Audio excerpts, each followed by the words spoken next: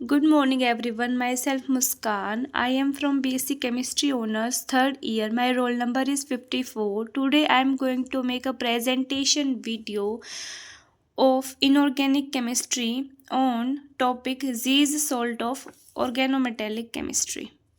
ठीक है, तो हम जीज सोल्ट के बारे में पढ़ते हैं। जीज सोल्ट को हम मेटल ओलिफिनिक कॉम्प्लेक्स या metal ethylenic complex, metal olefin complex या metal इथाइलेनिक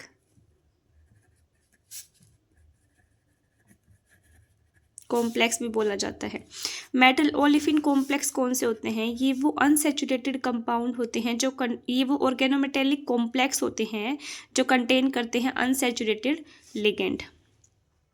these are the organometallic complex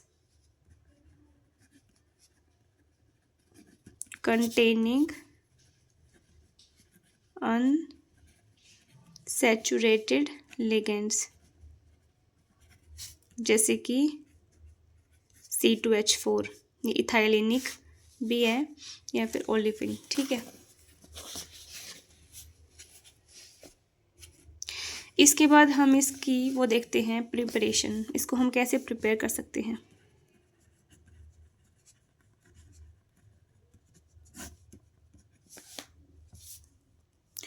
potassium टेट्राक्लोरोप्लेटिनेट का जब हम रिएक्ट करवाते हैं इथाइलिन के साथ K2PtCl4 को जब हम रिएक्ट करवाते हैं इथाइल, तो यहाँ से जो एक क्लोरीन है उसकी जगह पे ये इथाइलिन जो ग्रुप है वो ऐड हो जाता है। ठीक है, और ये जो Cl है और ये K है, ये दोनों जो है लॉस हो जाते हैं KCl के रूप में, एज ए KCl। तो यहाँ पे क्या बन जाएगा? KPtCl4 की जगह यहाँ पे आ जाएगा 3 और एक C2H4 यहाँ पे ऐड हो जाएगा। ठीक है, तो C2H4 पोटेशियम पे पॉजिटिव होता है, इस वाले पे नेगेटिव चार्ज, और जो लॉस होएगा वो किसका होएगा? KCl का। ठीक है, अब हम इनके नाम, ये क्या था? पोटेशियम कार्बन, ये क्लोरीन 4 है ना, तो टेट्राक्लोरोप्लेटिनेट, और इसकी वो होती है 2, पोटेशियम टेट्राक्लोरोप्लेटिनेट, और इसकी ऑक्सीडेशन स्टेट होती है 2। ठीक है, क्योंकि ये 2 है ना, तो प्लस का 2, प्लस में प्लेटिनम की निकालते हैं x और माइनस में क्लोरीन का 4, तो ये माइनस का 2 आ जाएगा और उधर जाएगा तो ये 2 बन जाएगा, तो x इज इक्वल्स टू 2। ठीक है ना, तो ये 2 हमने इसकी ऑक्सीडेशन स्टेट लिख दी। ये वाला जो स्ट्रक्चर है इसको हम नाम देते हैं, ये जो फॉर्मूला है इसको हम नाम देते हैं जीज सोल्ट। ठीक है, ये एक इसकी प्रिपरेशन थी, इसकी एक दूसरी प्रिपरेशन भी हम देखेंगे। इसमें क्या था? हम पोटेशियम टेट्राक्लोरोप्लेटिनेट को रिएक्ट करवाते हैं इथाइलिन के साथ in presence of catalytic amount of SnCl2। ठीक है, तो हमें जीज सोल्ट मिलता है जिसका नाम क्या होएगा? Potassium trichloro ethylene Palatinate. ठीक है, potassium trichloro ethylene Palatinate 2, valency इसकी भी ऑक्सीडेशन स्टेट 2 होगी। ये जो जीज सोल्ट होता है ये एक पेल येलो कलर का क्रिस्टलाइन सॉलिड होता है जिसकी कंपोजिशन ये होती है। ठीक है, क्या होता है ये? Pale yellow crystalline solid of composition KPtCl3 C2H4, यहाँ पे होल नेगेटिव। ठीक है, अब हम इसकी सेकंड प्रिपरेशन देखते हैं। इसकी सेकंड प्रिपरेशन होती है जीज सोल्ट की जो प्रिपरेशन है सेकंड वाली, उसमें क्या होता है? हम इसी कंपाउंड को रिएक्ट करवाते हैं C2H4 के बजाय हम यहाँ पे इथेनॉल ले लेते हैं, एल्कोहल, वहाँ से वाटर जो है वो लॉस हो जाएगा। C2H5OH है, यहाँ से एक H और एक OH वाटर के उसमें लॉस हो जाएगा, ठीक है, एज अ वाटर। तो यहाँ पे क्या बन जाएगा, एक तो KCl लॉस होगा क्योंकि यहाँ पे C2H4 यहाँ पे आके ऐड हो जाएगा, और यहाँ से एक H2O रिमूव हो जाएगा, लॉस हो जाएगा, मतलब एक तो H2O और एक KCl, ठीक है। यहाँ पे 3 क्लोरीन है, एक प्लेटिनम है और एक ये ऐड होएगा, तो इसको हम ऐसे लिख देते हैं, प्लेटिनम 1 क्लोरीन, 2 क्लोरीन, 3 क्लोरीन, और यहाँ पे जो है वो ये डबल बॉन्ड वाला आ जाएगा, ठीक है। ये इसकी सेकंड प्रिपरेशन हो गई। अब हम इसका स्ट्रक्चर देखते हैं।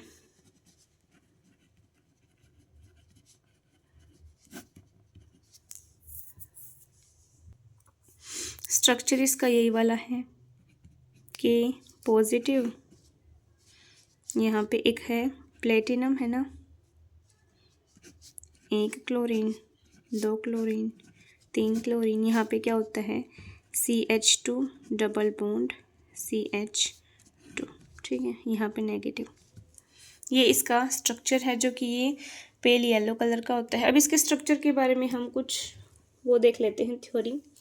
ये जो 3 क्लोरीन एटम है ये, और ये जो मिडल पॉइंट है इथाइलिन ग्रुप का ये, और ये 3 क्लोरीन एटम, ये स्क्वायर प्लेनर शेप बनाते हैं। इनको हम ऐसे करें तो ठीक है, ये अच्छे से स्क्वायर प्लेनर शेप बनेगी। इसका ये फर्स्ट पॉइंट है। दूसरा पॉइंट क्या है, ये जो कार्बन कार्बन डबल बॉन्ड है ये परपेंडिकुलर होता है प्लेन के, जो कि कंटेन कर रहा है एक प्लेटिनम और ये 3 क्लोरीन एटम। ये जो double bond carbon carbon double bond जो है ये परपेंडिकुलर होता है प्लेटिनम और इन 3 क्लोरीन के, ठीक है, परपेंडिकुलर है ना ये, ठीक है। तीसरा एक पॉइंट क्या है कि जो कार्बन एटम है ये वाले C2H4 पोजीशन पे जो हैं ये इक्वी डिस्टेंस होते हैं प्लेटिनम एटम से, ये दोनों सेम डिस्टेंस पे हैं, ठीक है। फिर एक पॉइंट क्या होता है कि C2H4 ग्रुप आने से इसकी ज्योमेट्री डिस्टॉर्टेड हो जाती है, ठीक है। ये जो तीनों क्लोरीन एटम है ये वाले तो सेम डिस्टेंस पे हैं, लेकिन ये वाला जो है ये इसकी जो ट्रांस पोजिशन पे इथाइलिन ग्रुप है इसकी वजह से ये थोड़ा सा बॉन्ड जो है वो लंबा होता है इनसे, ठीक है। अब हम ये जो CH2 वाला ग्रुप है इथाइलिन, इसको अच्छे से देख लेते हैं। यहाँ पे क्या है CH2, ये C, ये H2, ठीक है। इसके इधर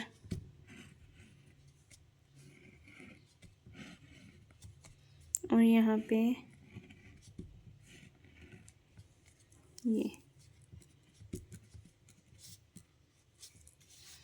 ये वाला तो होता है पाई बॉन्डिंग, MO थ्योरी में हम पढ़ते हैं ना, मॉलिक्यूलर ऑर्बिटल थ्योरी में, मॉलिक्यूलर ऑर्बिटल जो कि फील्ड होता है जिसमें इलेक्ट्रॉन की फीलिंग जो है पहले पाई बॉन्डिंग में होती है, उसके बाद ये होता है pi star anti bonding. Molecular orbital ये अनफिल्ड होते हैं, एनर्जी जो है वो इनकी ज़्यादा होती है, ठीक है। अब हम इसकी बॉन्डिंग देखते हैं, उसमें इनका यूज़ होएगा जो ये पाई स्टार और पाई वाले हैं।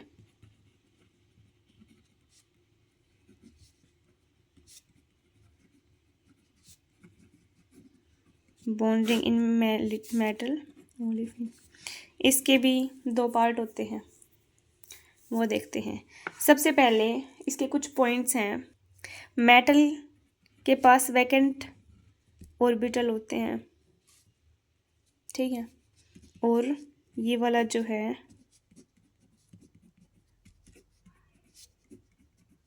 यहाँ पे जो पाई ऑर्बिटल हैं ये फिल्ड होते हैं, मेटल वाले जो हैं वो वैकेंट हैं। तो यहाँ पे बॉन्ड कैसे बनेगा, ये जो पाई ऑर्बिटल जिसमें इलेक्ट्रॉन है ना ये यहाँ पे डोनेट कर देंगे मेटल को, ठीक है। जो ओवरलैपिंग किस किस के बीच होएगी, pi molecular orbital of ethylene group, ठीक है, किसके साथ होएगी, vacant sigma electron of transition metal, और यहाँ पे क्या बनेगा, सिग्मा बॉन्ड बनेगा, क्या बनेगा यहाँ पे, सिग्मा बॉन्ड बनेगा। तो ये ओवरलैपिंग यहाँ पे ऐसे हो रही है, तो हम इसको ऐसे शो कर देंगे, ये कार्बन कार्बन यहाँ पे ये इसके अंदर ऐसे आ जाएगा, यहाँ पे ओवरलैपिंग और फिर ये वाला ऐसे, ठीक है। तो बेसिकली इसमें हुआ क्या है, इसमें देखो ऐसे हुआ है कि एल्कीन थी ये वाली, यहाँ से इसने मेटल को इलेक्ट्रॉन दिए हैं और यहाँ पे कौन सा बॉन्ड बनाया है, सिग्मा बॉन्ड। यहाँ पे कौन सी बॉन्डिंग हुई है, पी पाई बॉन्डिंग। ठीक है। इसका जो सेकंड पॉइंट है वो बैक बॉन्डिंग में आ जाता है। उसमें क्या होते हैं, अब ये जो मेटल है ना, जिसने इलेक्ट्रॉन जिसको मिल गए, पहले मेटल वैकेंट था, अब इसमें इलेक्ट्रॉन दे दिए पाई मोलिकुलर ऑर्बिटल ने, तो ये जो अब इसके पास इलेक्ट्रॉन आ गए, अब ये वाला डोनेट कर देगा पाई स्टार वाले को, तो अब ऐसे बॉन्ड बनेगा कुछ। तो ओवरलैपिंग होएगी फिल्ड मेटल हाइब्रिड ऑर्बिटल। ये जो मेटल थी ये अब फिल्ड हो चुकी है, फिल्ड मेटल हाइब्रिड ऑर्बिटल, और किसके बीच में ओवरलैपिंग होएगी, जो वैकेंट पाई स्टार वाले कौन से हैं, ये वाले वैकेंट है ना, तो ये वैकेंट है, ये मेटल जो है वो फिल्ड हो चुके, तो ये अब डोनेट कर देंगे पाई स्टार एंटी बॉन्डिंग वाले को, तो इनके बीच में ओवरलैपिंग हो जाएगी। Pi star anti bonding orbital of ethylene जो अब हम यहाँ पे बना रहे हैं।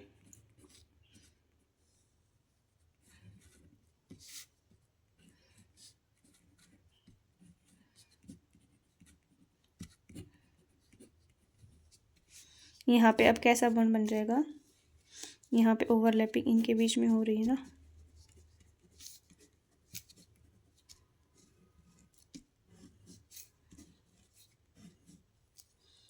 तो ऐसे बनेगा। ये जो मेटल वाला है ये ऐसे ऐसे, ठीक है, और ये अब इसमें फील्ड आ जाएंगे, सॉरी यहाँ पे, ठीक है। तो ये वाली बैक बॉन्डिंग हुई है, यहाँ पे क्या है, पाई बॉन्ड बना है। और इस वाले में क्या था कि मेटल थी, उसने एल्कीन को डोनेट कर दिए इलेक्ट्रॉन, और वो भी पाई बॉन्ड। ठीक है। अब ये दोनों इफेक्ट जो है सिग्मा बॉन्ड और पाई बॉन्ड, ये एक सिनर्जिक इफेक्ट है, उससे हम बैक बॉन्डिंग भी शो कर सकते हैं और ये वाले भी शो कर सकते हैं। अब हम देखते हैं नेक्स्ट पेज पे सिनर्जिक इफेक्ट में क्या होता है। इसमें दोनों बॉन्ड शो हो जाते हैं मेटल के, ठीक है।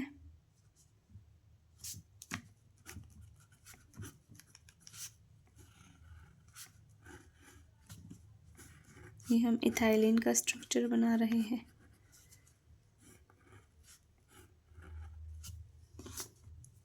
और यहाँ पे मेटल,